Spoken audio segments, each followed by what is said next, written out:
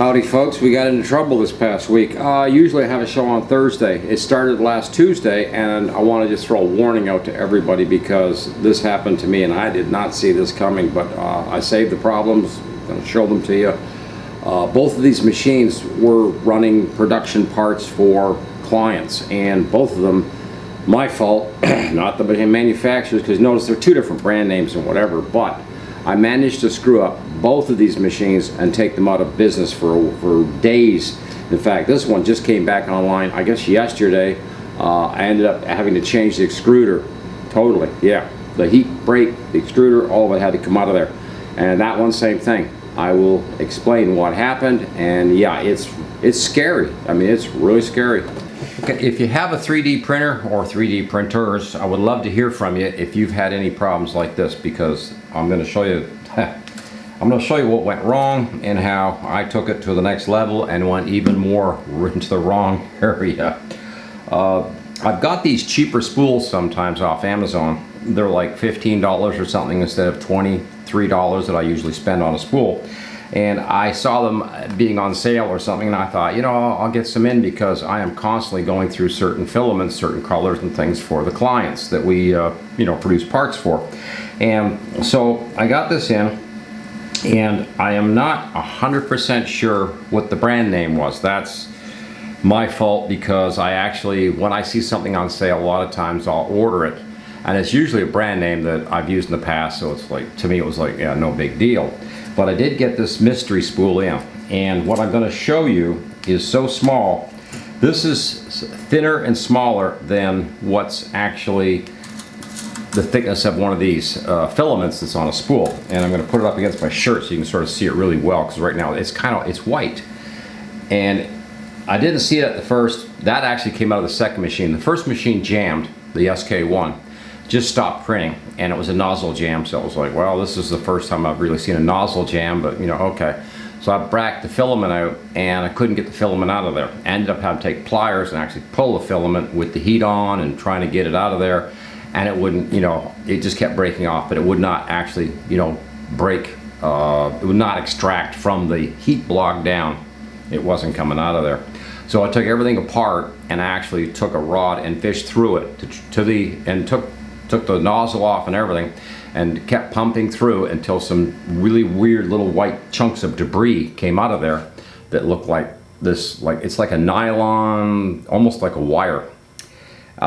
This is the same spool, because being so highly intelligent, bozo here, yeah, I took the spool and I thought, well, I still need the gray parts, so I'll just switch the spool over to the little cheaty machine. It can make this, it can make the pieces up, so it's got the file as well. I'll just go ahead and run it over there.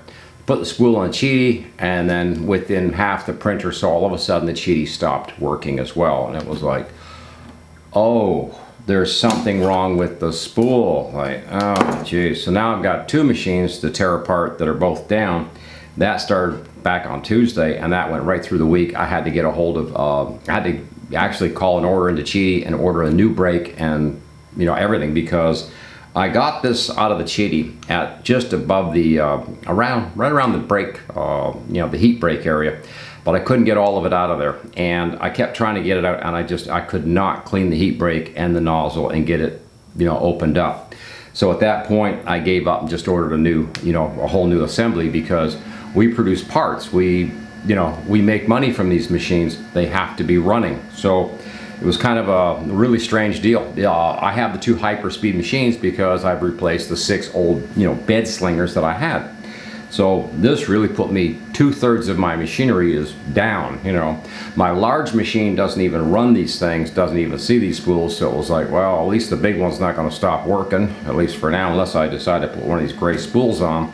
I still don't even know what that is, but I put it up against the filament here just to check it to see how that would have even fed in there, and it could have easily been hidden inside the plastic of the filament. It, you know, I don't know if you probably can't see that well, but it's actually like a little bit bigger than a needle for sewing, or a needle or something, and it could have easily been within, you know, within this. Now even here I can see where it broke, and it's got almost like a core inside of it, like they got some kind of debris or something caught in the filament. Now, I've never had that happen to me before. I've heard stories about a little piece of metal or something showing up or something and blocking the nozzle and being a problem, and trying to clear it with what they call a cold pull or something like that. But in this case, this stuff here, the higher temperature didn't free it up. You know, I went all the way to 300 Celsius, yeah, on my nozzle, trying to see if I could get the last of this out of there, and I could not. It was just absolutely jammed and refused to come out, and there was no way to get in there without trying to, you know, drill it out or something. And I'm like, I can't drill it out because I would still have debris. I would have to clean it, and even then, anything left behind could shift down to the nozzle, block it again. This not, you know, this is just not going to fly for me. So I thought I would let you guys all know, a big warning here, that sometimes a cheap spool that's on sale or something could be a problem. This stuff is made in China, and I just don't know which. The problem is with buying it on sale, it may or may not have been a brand that I have purchased in the past, but I have never, you know, I've never had anything like this show up before in my spools. So this was a shocker, and I hope I never see that again. And if I have a nozzle jam, or if you have a nozzle jam, don't take the bad spool and put it on another machine. Apparently that was a huge mistake on my part.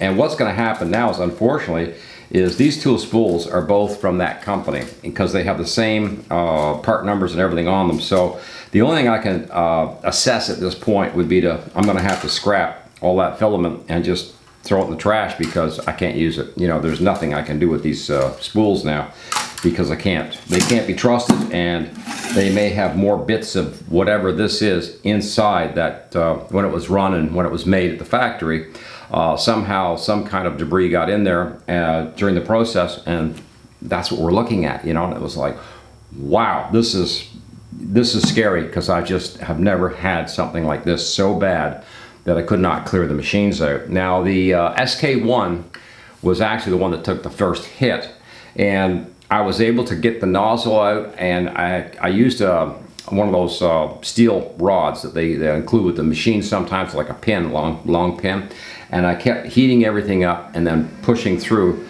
to try to knock everything out of there. And I think we sort of got it out of that one. But that one was, I cleaned and cleaned on it, and it wasn't as bad a jam as the Cheaty. The poor Cheaty got, yeah, that only broke off down to, from the top where the Bowden tube or feed tube comes at the top, this is only down towards the heat break. This is not even up inside the heat break part before you even get to the extruder. So even removing the nozzle, which I did, I've still got a blockage in there, and I can still see it. I took it out, replaced all of it. It was like, this is all I can do, but this has now cost me days of downtime, almost a week, and I now have two mysterious gray spools of filament that I don't want to run because I'm scared of them now.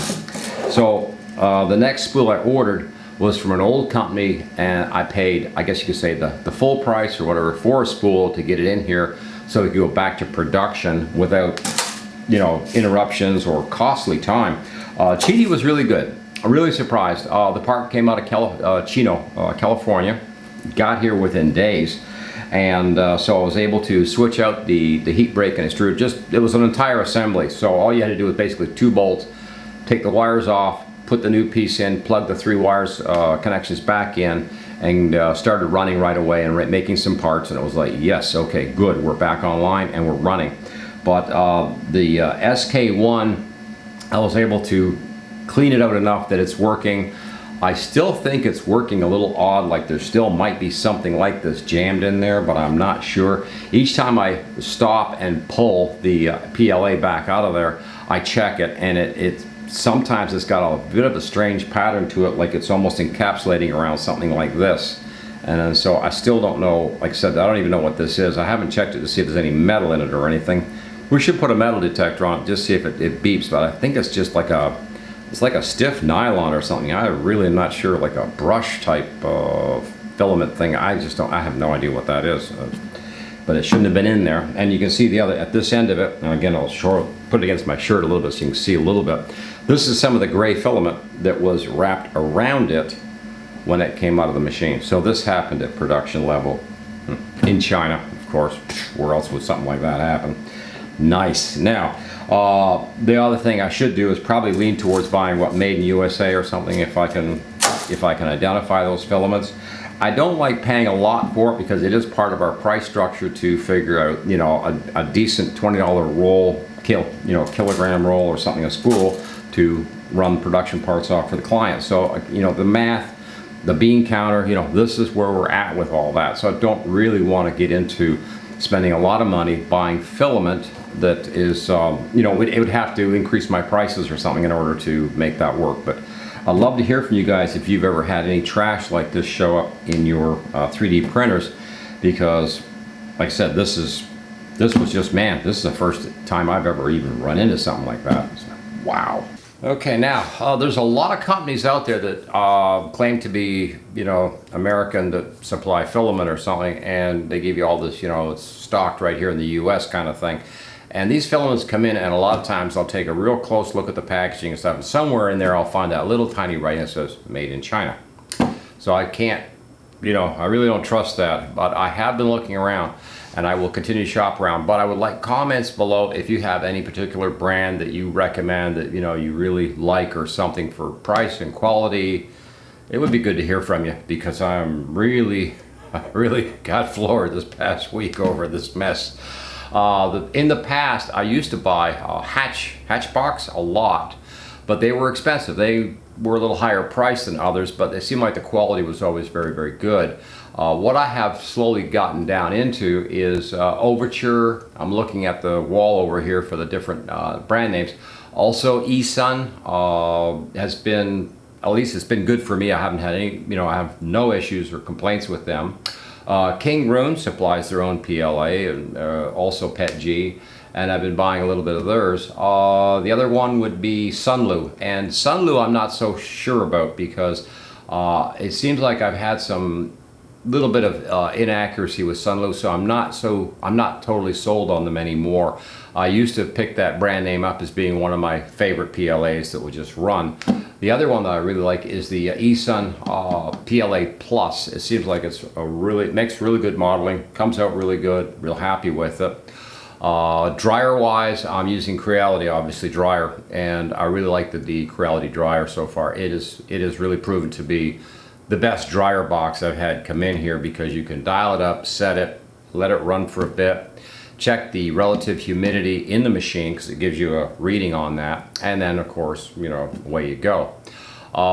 The other thing I was looking at was other filament product names, and there's just so many people out there that are offering filament these days, but it's really hard to say, you know, who can I trust? You know, that's really what it comes down to. The SK1 machine was actually for a backup in case anything ever happened to the Cheetah or the other large printer. It could produce a lot, about 80% of the parts I need or something. So it was like, oh, it's a good machine to have on standby just in case something ever happens. But instead, what I did was I managed to screw up the SK1 and then screw up the Cheetah and find out, okay, now we got a serious problem. I don't have any more printers laying here. And I was thinking about ordering another printer in for myself that would be a larger one that would carry everything stock or something, but really kind of on the edge. Looking at the Solvo 8, I think it is right now, I'm thinking about bringing that one in, and that would be the does everything printer at high speed.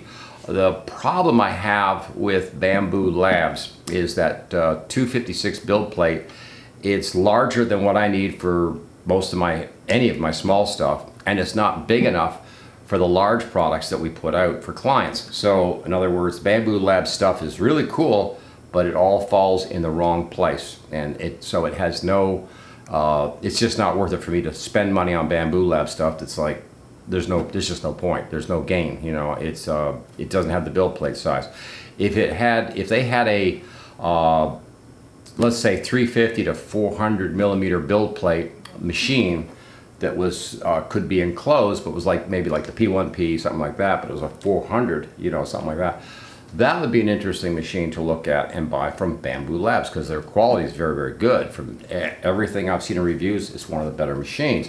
The SK1, I've seen some questionable reviews on it, but I've been using it, and I find that darn thing is just absolutely, it's just awesome. I'm happy as heck with that darn machine. Same with the Cheaty. The little Cheaty does a lot of the small parts, but the little Cheaty has been with us for, I guess, wow, I'm not sure how long I've had that now. Almost a year probably, and it has produced thousands of pieces for me, and I have got absolutely no problems with it until whatever that was that showed up. Where is my metal detector? Okay, we got our metal detector out, and let's see, it's messed up too. Great, everything around here is breaking this.